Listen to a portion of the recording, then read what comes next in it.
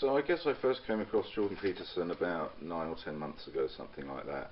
And what actually first made me sit up and take notice of him was he was in an interview. He was discussing materialist science and some of his issues with that, and he was saying that the hard problem in material science is consciousness, and that as far as he was concerned, consciousness was the means by which we turn, I should say, the chaos of potential that constantly surrounds us into meaningful, manageable order.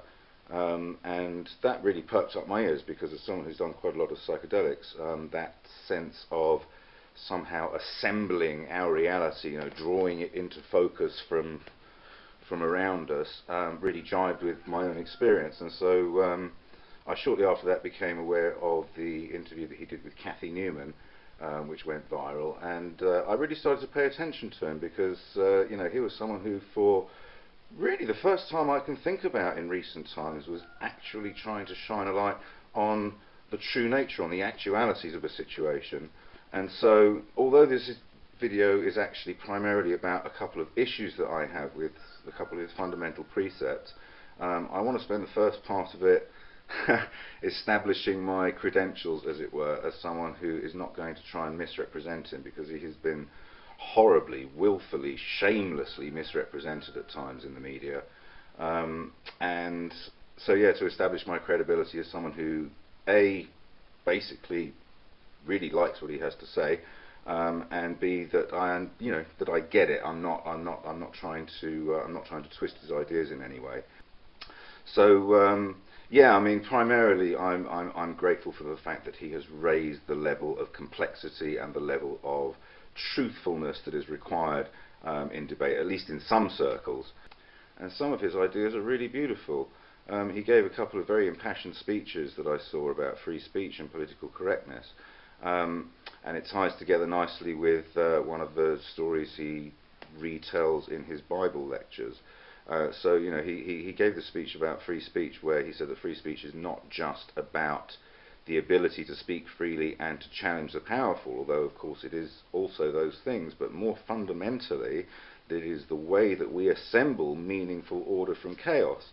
So if you confront the world forthrightly, with forthright action and truthful speech, then the order you will create from the world is good. And this is what, in his opinion, the story of Genesis is all about, that God created the world, or the Word of God created the world, and the world was good. And so if you do as God did, as it were, and then that's not how he means it, it's not, the way he retells the Bible stories is not as revealed truth, Word of God kind of thing. It's about wisdom assembled over long periods of time as to how best to go about living a meaningful, fulfilling life on this earth. And so free speech is not just about, as I said, speaking freely and challenging the powerful, but it is the means by which we assemble our reality. And if you assemble order from chaos by using anything less than forthright action and truthful speech, then the order that you will assemble will be less than good and potentially very ugly.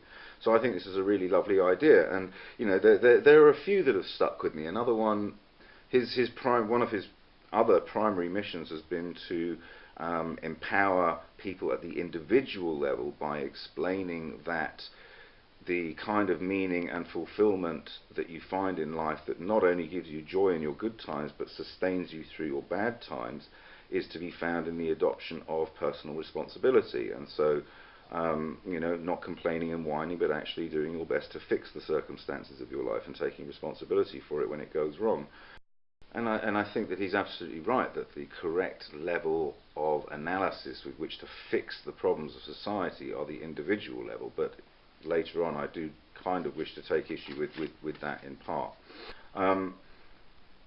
That if you do not do that, if you do not bring the best of yourself into this world, if you do not manifest the talents that are latent within you, then what manifests in the world instead is potentially something ugly and unpleasant and even evil. And I think this is a really lovely idea. Another one, not related in any way, but another one that really stuck with me was the concept that constraint can create possibility, or does create possibility. He uses as an example the game of chess. So in the game of chess you have 64 squares, 32 of them white, 32 of them black. You've got 32 pieces, 16 white, 16 black.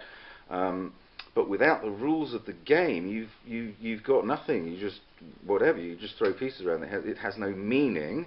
Only when you impose the constraints of this piece must move in this way, one player must play after the other, this is the objective which you are trying to reach, only then do the strategies and the ways of thinking and so on become possible. And so constraint creates meaning and possibility, and I love that idea. In a like manner, when you're learning a musical instrument, you don't have absolute freedom, here's a guitar, go at it kind of thing.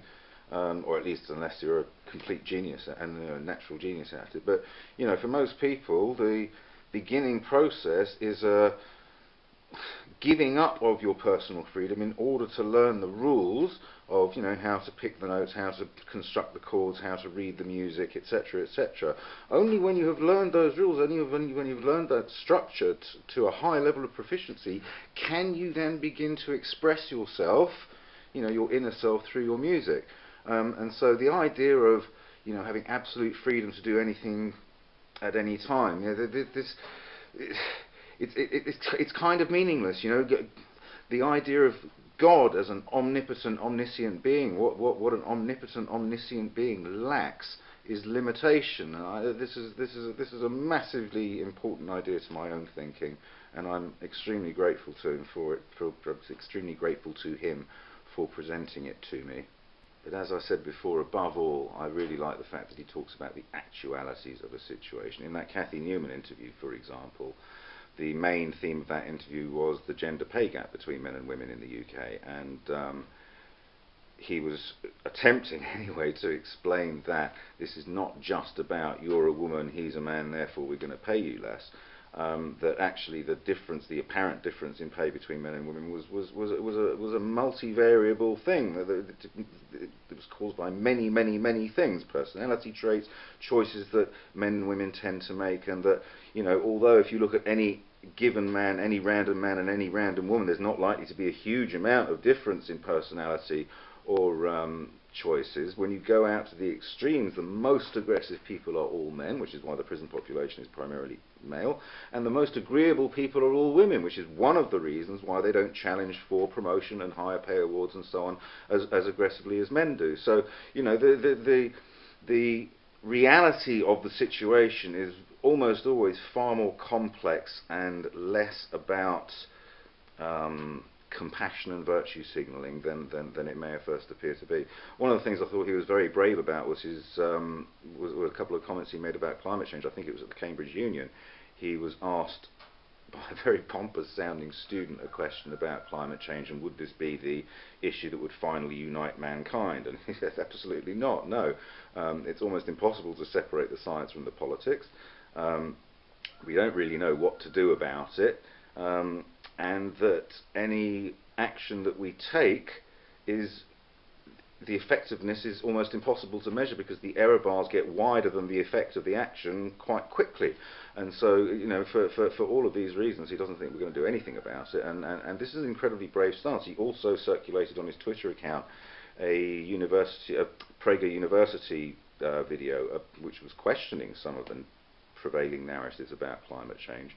And it was funny how a lot of even his own supporters turned on him. I'm part of a discussion group which is primarily populated by Jordan Peterson fans, and even there were quite a few of them saying, oh well, if that's his stance on climate change, I'm going to stop listening to him. Which is, for me, and I think for Jordan Peterson as well, this is one of the prevailing sicknesses of our society, is that just because somebody says or does one thing that you find abhorrent does not mean that you automatically dismiss every single thing that they have said or done. It's a real sickness. His other lecture series on YouTube is called Maps of Meaning, and that is it's a kind of about exactly that: the dangers of excessive control of dialogue in the population. I mean, he's primarily looking at the idea of totalitarianism and attempting to answer the question, if I was living in a state where the totalitarian narrative was picking up pace, what kind of work would I need to do to myself in order to be the sort of person who would not go along with that narrative, who would resist, who would try and effect, you know, an alternate narrative. And it amounts to no less than a grand exploration of both individual and collective psychology through a variety of lenses, which he brings together with incredible skill and articulation, and draws on philosophy, draws on psychology, draws on biblical narratives, draws on social narratives, draws on historical example, draws on the novels of a couple of people, you know, a really broad landscape of sources on which he draws, and it's a profoundly challenging piece of work, which I highly recommend you spend the time watching, even though, you know, it's a 40 or 50-hour commitment. But, you know, do it in bits. It's well worth the effort. His educational and personal development programs as well. I mean, listen, the guy's making a lot of money out of this. There's no question about it. However, I remain convinced that his heart is absolutely in the right place. But as I said at the start, I do wish to question a couple of his underlying assumptions, and that's what I'm going to do in the second part of the video. There are 3 areas I want to focus on. I'll do them one at a time, with a little banner at the start of each one to tell you what it's about. Okay, so the first one I want to look at is his talk about hierarchies. It's going to take me a while to unpack this, because I first want to summarise his own line of thinking and then talk about what my issue is with it. So the first chapter of his book is Stand Up Straight with Your Shoulders Back, and it's a talk about exactly that, hierarchies. And he starts with lobsters and talks about how you know, the biggest, strongest lobster gets the best patch and access to the hottest women and all of that kind of thing, and that the brain pathway and chemistry responsible for a lobster's recognition of its position in the hierarchy is the same as we have in our own brains, in our own chemistry.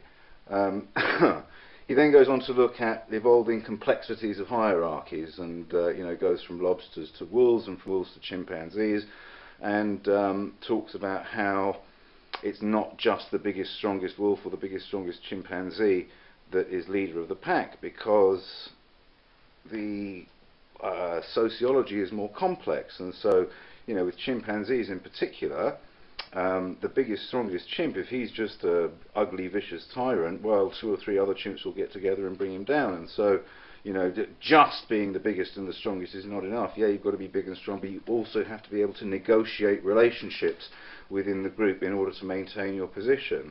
And he then goes on to talk about human hierarchies, and that human hierarchies are a whole new evolution of the concept, because within human society we can create new hierarchies. And so you have hierarchies of builders, you have hierarchies of musicians, you have hierarchies of accountants, and so on and so on and so on. So we have lots and lots of different hierarchies, and in a healthy society there are sufficient variety of hierarchies that everybody can find a position of some significance in some hierarchy somewhere or other, and therefore find some meaning and some purpose in their lives. He then talks about how all hierarchies are susceptible to, or tilt towards, I think is the phrase that he uses, corruption and tyranny. And that you can recognise corruption and tyranny taking place in a hierarchy when people exercise power and influence in order to ascend the hierarchy rather than merit. That a healthy hierarchy, people ascend the hierarchy because they're good at doing that thing, you know. So it's merit, it's competence is the word that he uses, which allows a healthy hierarchy to be ascended. And with all of that, I broadly agree. I don't take issue with any of that. I think it's a very well laid out schema. However, where I do take issue with him is where he starts to talk about how Western society is broadly healthy hierarchies because they are based on competence. And he gives the example of you know, how you don't have bands of tyrannical plumbers going up and down the streets demanding that you use their services, that plumbers are selected on the basis of their ability to do the job when you want it to a sufficiently high level of competence. And again, I agree with all of that. Where I think he I don't know if he willfully omits it or simply doesn't fully appreciate it, or maybe simply disagrees with what I'm about to say. But the hierarchies in which all other hierarchies are embedded are those where the true power resides. So we're talking about finance, we're talking about government and politics, we're talking about corporate influence. And all other hierarchies are embedded within that, particularly the money hierarchy. I mean, you can't really get anything done in this world without the use of money in some way or another. And so, you know, those that control the super hierarchies, if you like, in which all of the others are embedded, are at a significant advantage. And I think he profoundly underestimates the degree to which our super hierarchies are indeed corrupt. And I give as examples the revolving door that exists between high levels of government and finance. I mean, one example that springs to mind is Hank Paulson, who, you know, previously senior executive at Goldman Sachs, becomes Treasury Secretary at the time of the crash, allows Lehman Brothers to collapse, while at the same time, you know, insisting that AIG get bailed out because AIG held huge contracts for Goldman Sachs, which Goldman Sachs were, you know, I think, I could be wrong about this, I think the number was $7 billion of payouts AIG were due to make to Goldman Sachs in insurance payouts, and had they gone under, they wouldn't have been able to do that. Look at the Iraq War, look at the bonus payments made to bankers after the financial crash. You know, look at the amount of lobbying that goes on, look at the Buckley and Valeo and Citizens United decisions, which respectively defined corporations as people and defined money as speech. And so corporations can now spend as much money as they want on buying political influence. You know, these hierarchies are deeply, deeply corrupted, and I have a little bit of an issue with his blasé sweeping off as Western society is broadly functional. Yeah, there's little bits of corruption here and there, but it's broadly functional. I disagree with that profoundly. I think that our super hierarchies, as I referred to them early on, the real controlling hierarchies, are controlled by a very few people for their own ends. I don't think there can be any doubt of that in the light of all the stuff that we've seen since the advent of the internet. And so when Jordan Peterson talks about the correct level of analysis for getting at the root causes of the problems of society is the individual, I broadly agree with that. However, when there are systemic barriers to that occurring, then those systemic barriers need to be examined very carefully. And I think there's a big gap in the fairness of his expectation when you look at the way that individuals and nations are hamstrung by some deeply flawed systems that we have. I mean, just one, for example, our system of money. Because 97% of money is created as debt, and debt carries interest, you have this constant, ever-increasing shortfall in the money supply, with a greater and greater demand on the existing supply of money to be paid out in interest payments, so less and less to actually go around and do commerce. You know, that it necessarily impoverishes increasing numbers of people, and this is what we see going on around us. And it's all very well saying that, you know, lifted this many people out of starvation, and this many children are getting this much more to eat, and blah blah blah. But you know, this is not the idea that things are broadly getting better. This is not most people's experience. Certainly not in the working and middle classes of the developed world. One final thought on this is Jordan Peterson's use of the Pareto distribution to justify as too strong, but to explain as somewhat inevitable very large disparities of wealth in society. And again, I don't deny the existence of the Pareto distribution. My issue with this line of thinking is that whatever inequality in resource distribution might naturally manifest themselves, we have chosen systems which exacerbate that. You know, we have a system of money where essentially, it's obviously more complex than this, but essentially rich people lend money to poor people because rich people have a surplus of money, so they lend it to poor people at interest who pay it back with interest. And so rich people accumulate more money and poor people get poorer because they're having to pay money to rich people. And yeah, sure, a few poor people strike it rich and become rich people, but you know, for the most part, it's a game where money is inevitably drawn away from most people towards a very, very few people. And he talks about Maslow's hierarchy as being flawed because if you accept the reality of Maslow's hierarchy, then rich people must necessarily be more moral than poor people because they've had more of their needs met and therefore they've ascended higher up the hierarchy. And we all know from our own daily experience that rich people are no more moral than poor people. But the fact of the matter is, it's very much easier to think about, working on yourself as an individual if your base needs are met. And while very, very large numbers of people are basically living hand to mouth, struggling to survive day to day, they don't have time to think about themselves. They don't have time to think about society at large. They don't have time to educate themselves or broaden their minds. You know what I mean? They're busy raising kids on no money. So I think he does a disservice to reality, if you like, by failing to acknowledge fully the extent to which people are disempowered by systemic barriers. Anyway, let's move on to the next one. This issue is possibly a little bit more nebulous. It's linked to his railing against political correctness and the dangers of political correctness and the impact that it can have on freedom of speech, because freedom of speech is not about being free to say things that people agree with, but being free to say things that people don't agree with and that is likely to upset or offend them.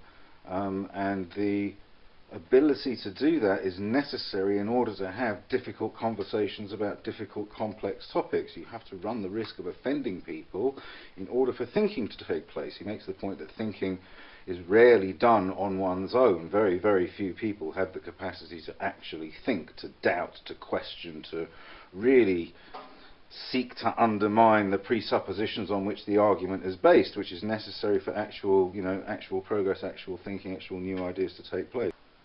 And so this leads on to his dialogue about the proper roles of the left and right in political discussion, that the right fights for the validity of hierarchies. Hierarchies are necessary in order for a group to undertake activities. Hierarchies are going to be created and that they are necessary and that they are good, if you like. The role of the left is to highlight the fact that hierarchies dispossess lots and lots of people at the bottom, and to be fair to Mr. Peterson, he does acknowledge the fact that our hierarchies do dispossess very large numbers of the people at the bottom and dispossess with zero, and equally he acknowledges that getting from zero to something is very, very much harder than getting from something to more. As I said before, I think he underplays the extent to which our systems are responsible for that and kind of overplays the impersonal forces like the Pareto distribution. But anyway, I've already talked about that. What I want to talk about here is the left versus right thing as it relates to the road to totalitarianism. And so I've kind of laid the groundwork, and so those are the proper roles of the left and right, and that we know the right has gone too far when they start talking about racial purity or superiority or whatever, but that we don't really yet have an understanding of where the left has gone too far, and that despite his decades of research and writing on the subject, he doesn't think that he fully understands what the warning signals are when we're going down the left-hand road to totalitarianism. So I kind of take issue with the whole meta suppositions on which this discussion is based, because as far as I'm concerned, and listen, I'm nowhere near as well read or as well educated on the topic as he is, and I'm quite willing to accept the possibility that I'm missing something here. However, as far as I can see, totalitarianism is totalitarianism. It is an attempt by the state to absolutely control the doings of its people, right down to the last detail. And in order to accomplish that, it needs to have very strong structures and institutions in place in order to surveil and coerce its population into doing things it might not otherwise wish to do. That's what I see totalitarian. And now whether you go down the left or the right doesn't seem to me to make any difference. And for someone who is so meticulous about exploring and seeking truth, uncovering layers and layers of, you know, removing veils and veils in order to get to the truth. I find it extraordinary that his answer to the question of when has the right gone too far is as simplistic as racial hatred, whatever, superiority, whatever it may be. And you know, it seems to me that the road to totalitarianism is when the state starts to exert excessive control over the thoughts and actions of its people. And it seems to me that whether that goes via via fascism or via communism is absolutely irrelevant. Both of these things are giant state structures controlling its people through a combination of brainwashing and coercion. And you know, I really don't understand what the distinction is that he's trying to draw. And I can understand to a certain extent, even though it doesn't jibe with anything that he actually says. But given the vehement anti-left stance that he takes, the anti-extreme left stance that he takes, and kind of dismisses as, well, that's all right, they're not talking about racial stuff, therefore they're not too far off the map. That seems to me to be a little bit of a distortion, not to mention a gross oversimplification.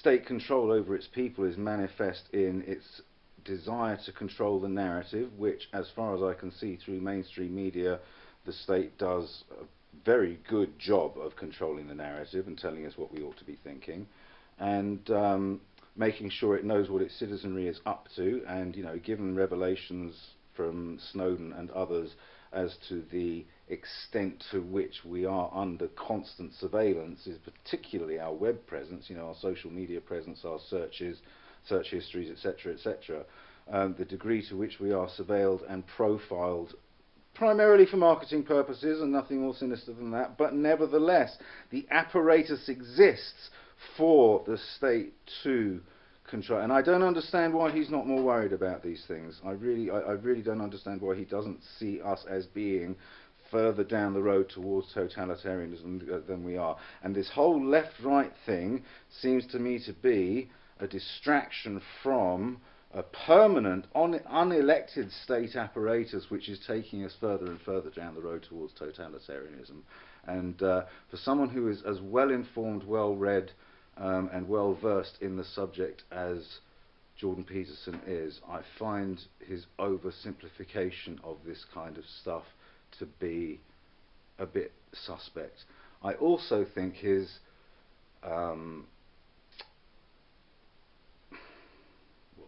extremely offhand dismissal of anything leftist or Marxist is also somewhat simplistic. I mean, socialism at its core is about society, right? It's in the word social. It's in the word. It's about creating a functional, dynamic, healthy, vigorous society, and having skin in the game is essential to that. You know, the whole labour for money contract is an aberration to most classical economists. You know, if you don't have skin in the game, you don't care about what you're doing, and you are on the road towards eventual impoverishment, because the assets, the real value, remains in the hands of the owners, is not distributed among everybody else. Anyway, I'm going slightly off topic here. My real issue is with the left-right distinction when it comes to totalitarianism. As far as I'm concerned, totalitarianism is totalitarianism, and what colour it may have started out as is irrelevant. That whole colour thing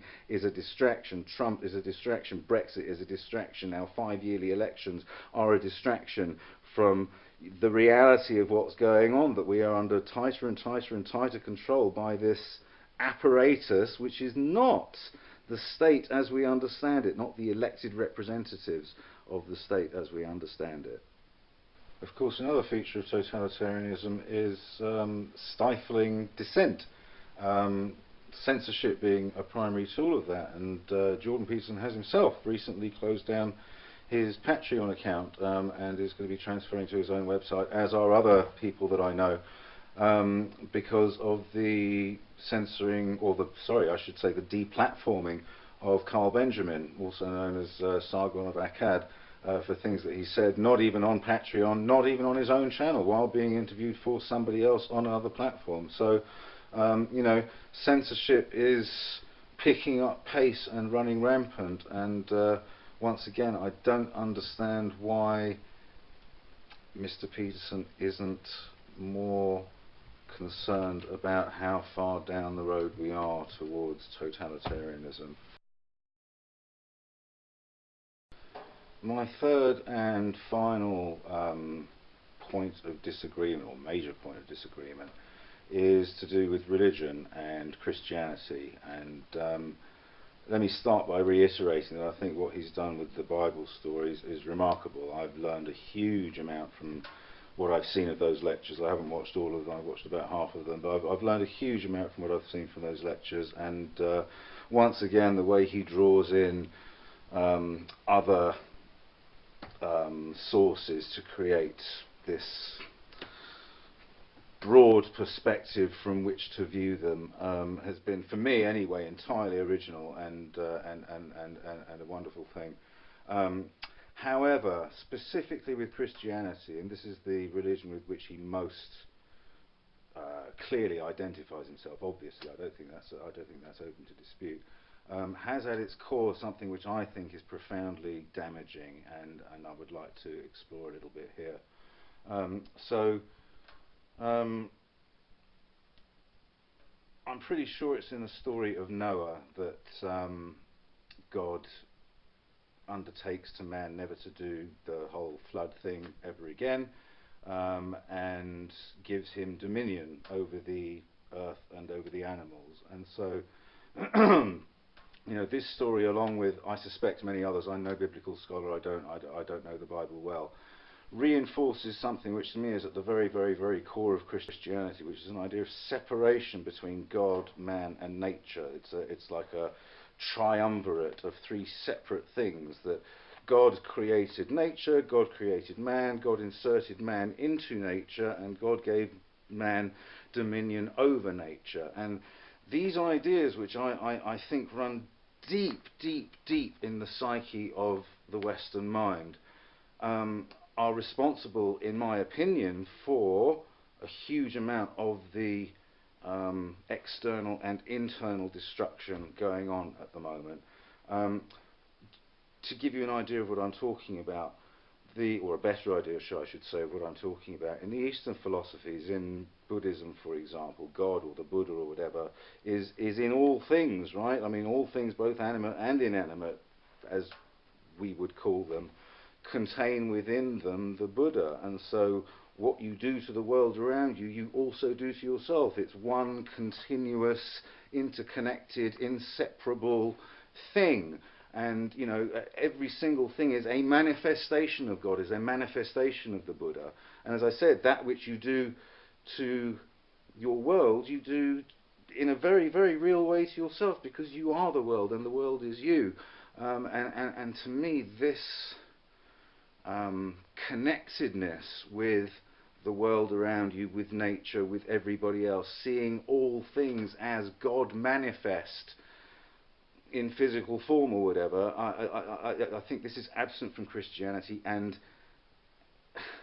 is, for me, the biggest reason not to be of that. I mean, listen, the teachings of Jesus Christ, the brotherhood of man and forgiveness and tolerance and understanding and love and all of that, absolutely all on board with that.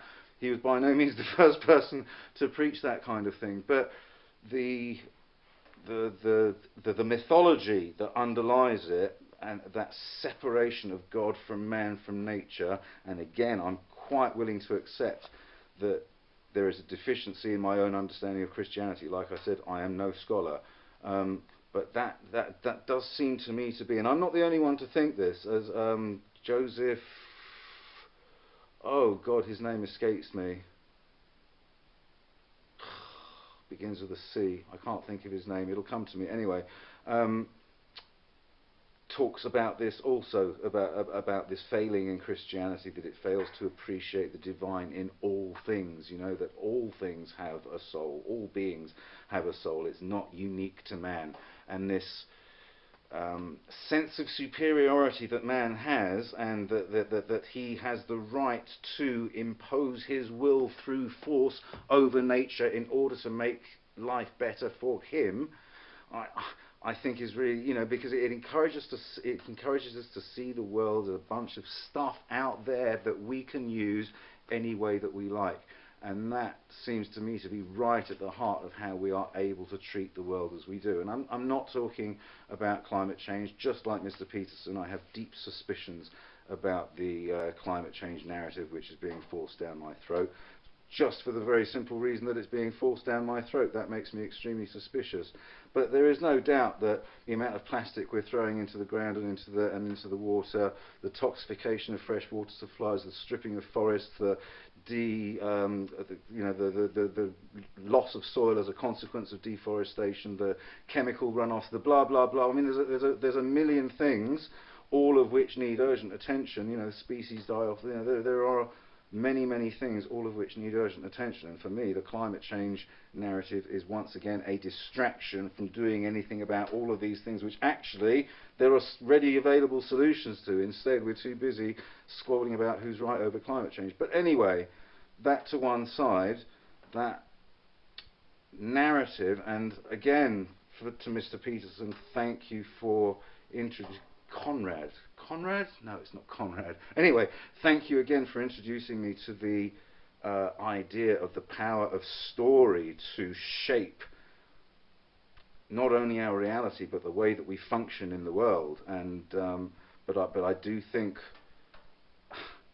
adhering to and internalizing flawed stories is extremely dangerous. And for me, the Judeo-Christian narrative of God, man, nature is deeply flawed. It encourages us to exploit and destroy the world around us, and not to honour, cherish, worship it in every action interaction that we take with it. There is no way, if we saw every being as having a soul very much like our own, that we would treat our livestock the way that we do. For example, we love our pets, and yet we go down and we buy steaks. Anyway, again, it's not really a thing I want to get into, but I hope I've made my point.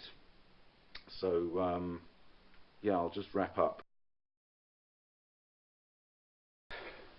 Okay, so first of all, it was Joseph Campbell I was talking about, not Joseph Conrad. He wrote Hearts of Darkness, of course.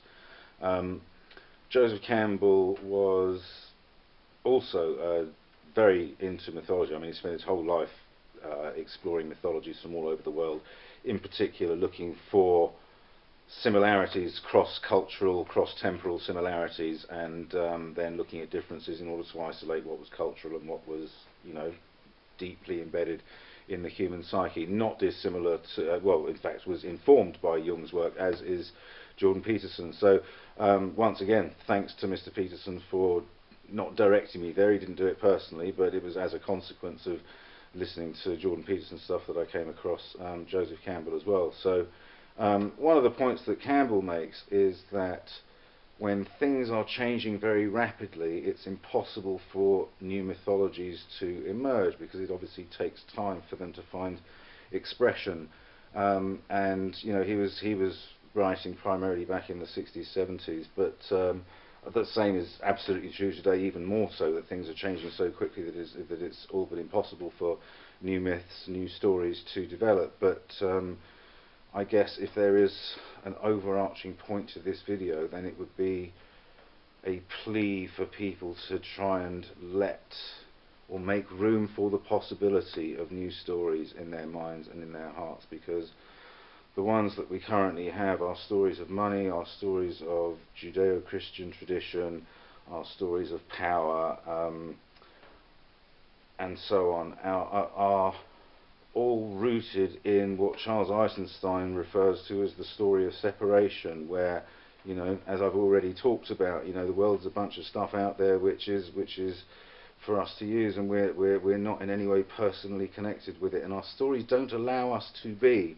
We see everything in physical terms, that we ourselves, our awareness, our consciousness, is nothing more than the consequence of chemical reactions taking place, atoms and electrons and waves of energy moving according to deterministic laws. And I mean, I can't prove it's otherwise, but my own experience doesn't feel like that. Nobody's experience feels like that, and so, you know, if it looks like a duck and smells like a duck, it's a duck, or whatever the phrase is. It's something like that. I can't remember. It escapes me exactly what it is.